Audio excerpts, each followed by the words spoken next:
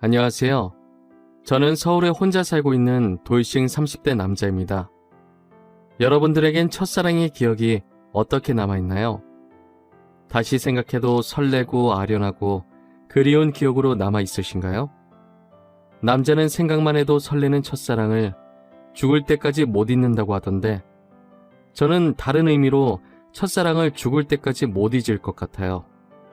어쩌다 제 첫사랑의 기억이 이렇게 바뀌게 되었는지 지금부터 이야기를 풀어볼게요.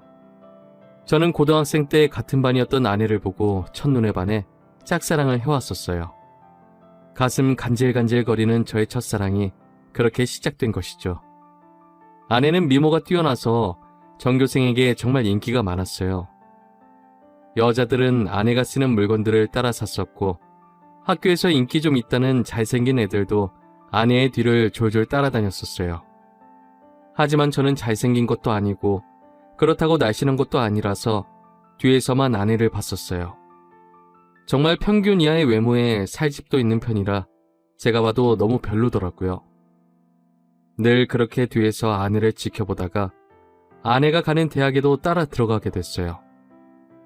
아무리 그래도 그 정도까지 하냐고 말하시겠지만 저는 그만큼 아내를 무척이나 좋아했었거든요. 제 세상은 아내에 의해 흘러간다고 볼 수 있었어요. 그렇게 대학을 가서도 혼자 속으로만 좋아하다가 대학 졸업할 때쯤 제가 용기를 내서 아내에게 고백을 했어요. 현이야, 친하지도 않은 내가 이렇게 불러내서 당황했지. 졸업하기 전엔 꼭 너한테 하고 싶은 말이 있어서 불렀어. 나 너 좋아해, 현이야. 나도 알고 있었어.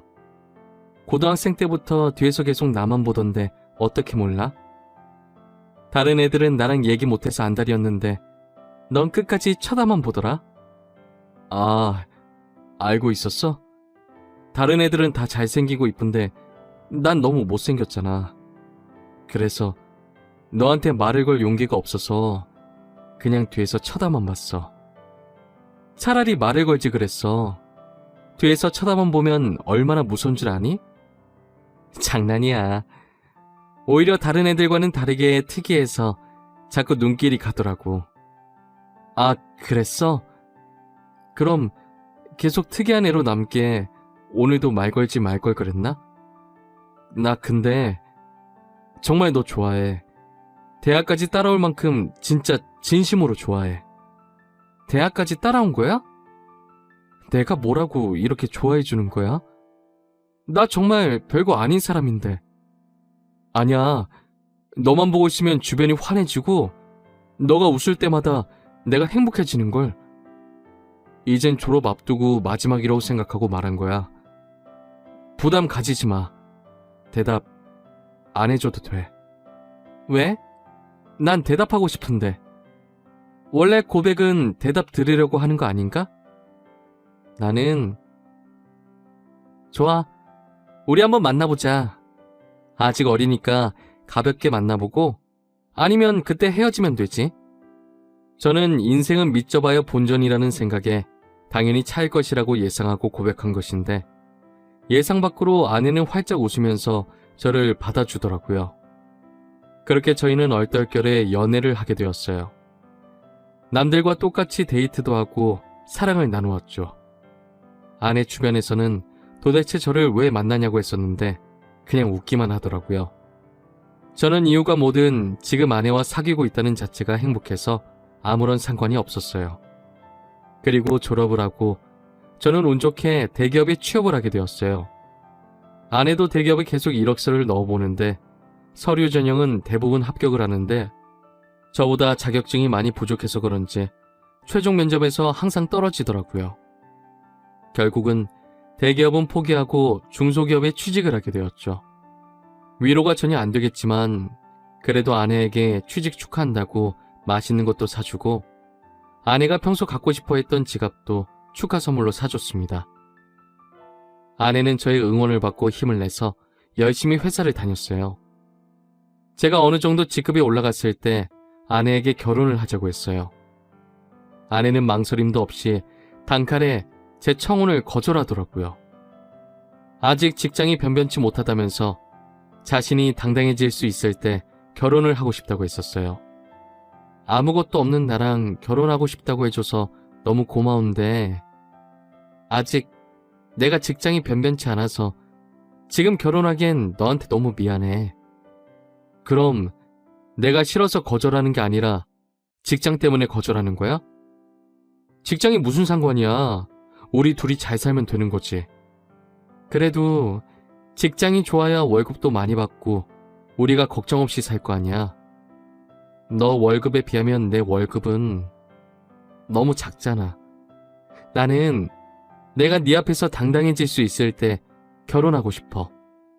그래도 너가 안 버는 것보단 낫지. 우리 둘이 같이 벌면 괜찮아. 그리고 나 혼자 벌어도 너 하나쯤은 먹여 살릴 수 있어. 아내가 저보다 못한 직장에 다닌다고 스트레스 받아하는 것 같아서 괜찮다고 다독여줬어요. 아내는 제가 대기업에 다니니까 확실히 제 월급이 자신 월급보다 많다는 것을 알았지만 정확히 얼마나 되는지 모르는 상태였거든요. 그래서 저는 아내에게 이 정도의 월급을 받고 있으니 결혼해도 문제가 없다고 설득했죠. 제가 자신보다 2배 넘게 받는다는 것을 듣고 놀라더니 고민을 하는 것 같더라고요. 계속되는 저의 설득 끝에 아내는 긍정적으로 생각이 바뀐 것인지 제 청혼을 받아주었어요. 제가 이렇게 결혼을 서두르게 된 이유는 회사에서도 아내가 인기가 많은 것 같더라고요. 아내가 종종 회사에서 치근덕거리는 남직원이 있다고 얘기를 꺼낼 때마다 다른 남자들이 더 이상 치근덕거리지 않게 얼른 결혼을 해야겠다는 마음을 먹게 됐죠. 저는 그렇게 힘들게 아내와 결혼하는데 성공했습니다. 저희는 결혼한 지 2년이 지났는데도 자식 없이 여전히 둘이서 신혼생활을 보내고 있어요. 사실 아무리 노력을 해도 아이가 저에게 찾아올 생각을 하지 않더라고요. 아내와 저는 아직 젊으니까 조급해하지 말고 아이가 찾아올 때까지 천천히 기다려보기로 했어요. 그러다 결혼 3년 차가 되었을 때 아내가 임신을 했더라고요. 저희 부모님은 아들이든 딸이든 상관없다며 너무 수고했다고 고맙다면서 아내의 손을 꼭 잡고 우셨어요. 아내도 어머니의 눈물을 보고선 살짝 눈가에 눈물이 고였더라고요. 며느리 아끼는 시부모님 덕분에 낙동강 오리알 신세가 된 저만 힘들어졌었어요. 아내 회사가 중소기업이어도 설립자가 여성분이어서 그런지 복지가 대기업 못지않게 좋더라고요. 아내는 일을 하면 스트레스 받을까봐 아이를 위해 휴직을 하고 집에서 쉬고 있었어요. 혹시나 쉬면서 집안일이라도 할까 어머니께서 집에 오셔서 아내 대신 집안일을 다 해놓고 가시더라고요. 저도 퇴근하고 오면 어머니의 잔소리를 듣고 아내의 시중을 들기 시작했고요. 아내 시중을 들면서도 저는 태어날 아이 생각에 하나도 힘들지 않았고 행복했어요. 저희는 아들, 딸 구애받지 않으려고 병원에 검진을 가도 성별을 알려고 하지 않았어요. 출산하고 아이를 보러 신생아실에 갔는데 아내를 아주 쏙 빼닮은 귀여운 딸이더라고요. 엄마를 닮아서 그런지 아이의 얼굴이 벌써 완성형이라고 호들갑 떨었다가 아내한테 주책이라면서 벌써 딸 바보 됐냐고 등짝 한 대 맞았네요. 아내 손이 매운 편인데 저는 그날 아무리 맞아도 아프지가 않고 오히려 간지러웠어요. 이래서 다들 딸 낳으면 딸 바보가 되는 건가 보다 싶더라고요. 딸이 태어난 지 이제 1년이 넘어가기 시작했을 때 저는 집 앞에서 충격적인 장면을 목격하게 됐습니다. 제가 직급이 올라가면서 회의다 뭐다 여기저기 불려다니다 보니 정시 퇴근하는 아내가 항상 저보다 먼저 집에 와 있었어요. 그런데 제가 몸이 안 좋은 것 같아서 회의에 참석하지 못하고 집에 바로 온 적이 있었어요. 차를 주차하고 내리려고 가방을 챙기는데 어떤 차에서 내리는 아내가 보이더라고요. 아내는 운전면허가 없어서 항상 제가 데려다 주거나 대중교통을 이용해서 출퇴근을 했었거든요. 저는 처음엔 동료가 데려다 준 거라고 생각하고 신경을 쓰지 않으려고 했었어요. 그런데 아내가 집에 들어가려고 할 때 남자가 차에서 내리더니 아쉽다는 듯 아내의 손을 잡더라고요. 저는 내리려고 손잡이에 올린 손을 떼고 그 모습을 어처구니 없이 쳐다보고 있었어요. 아내는 남자를 보면서 웃고 있고 남자는 잡은 손을 앙탈 부리듯이 흔들고 난리도 아니더라고요. 다른 사람이 보면 그 둘이 부부인 줄 알겠더라고요. 하필이면 제 차가 입구 정면에 주차하고 있어서 제 블랙박스에 그 장면이 그대로 다 찍혔었어요. 저는 차 안에서 나오지 않고 아내가 들어간 후에도 그 장면만 계속 돌려보고 있었어요. 잘못 생각한 거라고 현실을 부정하려 했지만 보면 볼수록 외도가 맞는 것 같아서 화가 나더라고요. 더 확실한 증거를 잡아야겠다는 생각에 저는 집으로 바로 들어가지 않았어요. 차 안에서 쉬다가 원래 제가 퇴근하던 시간에 맞춰서 집에 들어갔죠. 아내가 웃으면서 저한테 왔냐고 말하는데 온몸에 소름이 돋았어요. 저는 아무것도 못 본 사람 마냥 아내에게 평소와 다를 것 없이 똑같이 대했었어요. 아내가 음식을 하는 동안 혹시나 다른 증거들이 나오지 않을까 싶어서 아까 아내가 입고 있었던 코트를 뒤졌는데 아무것도 나오지가 않더라고요. 저는 아내가 잘 때 휴대폰을 몰래 확인해 보기로 마음먹었습니다. 아내가 먼저 잠든 것을 확인하고 휴대폰을 들고 조용히 거실로 나왔어요. 잠금이 걸려 있었는데 비밀번호가 딸 생일이더라고요. 저는 고민할 것도 없이 제일 먼저 카카오톡을 들어가 보았어요. 전부 회사 직원들과의 단톡이나 제가 알고 있는 고등학교 친구들과의 단톡이었는데 유일하게 한 사람만 개인톡을 하고 있더라고요.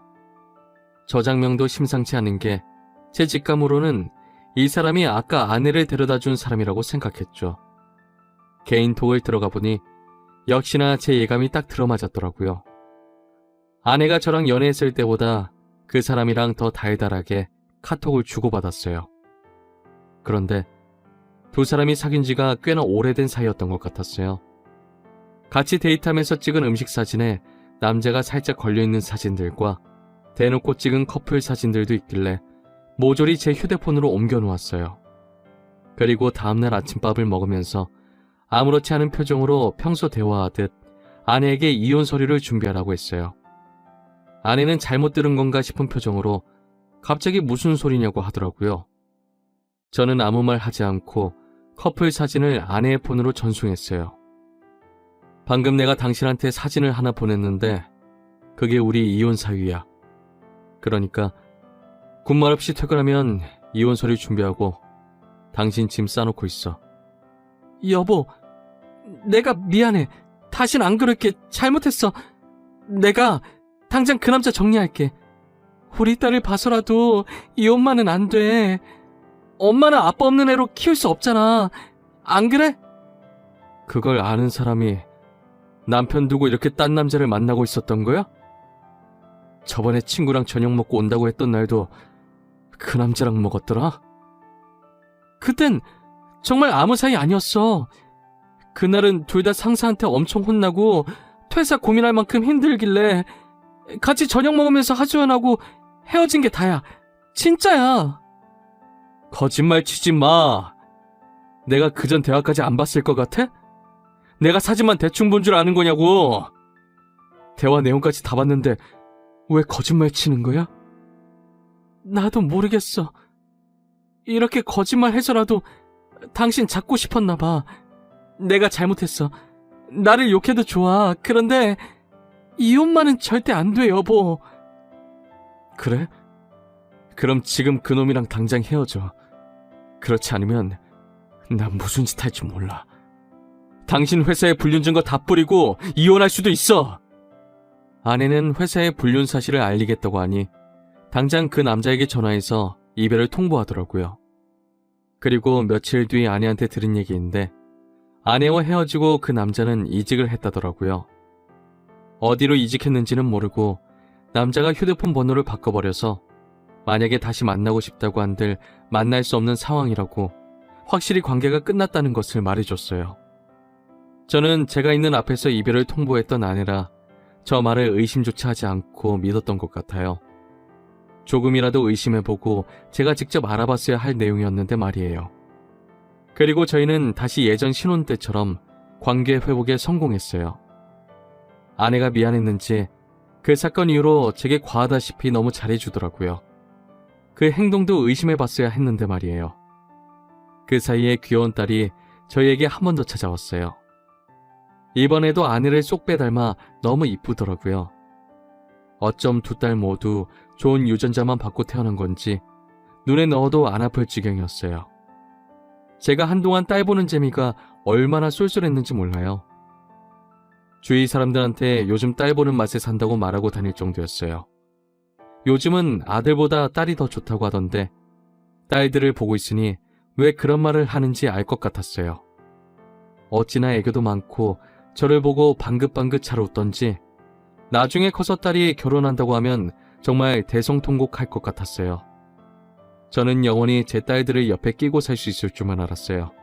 그날만 아니었다면 말이죠. 제가 중요한 프로젝트를 맡고 있어서 잠을 제대로 못 잔 적이 있었어요. 평일엔 프로젝트 때문에 주말엔 딸들 보느라 피로가 누적이 되었던지 그날은 정말 낮잠을 안 자면 제가 과로사할 수도 있겠다는 생각이 들더라고요. 웬만하면 아이들을 봐주려고 했는데 도저히 못 버티겠어서 정말 오랜만에 주말에 잠시 낮잠을 잤었어요.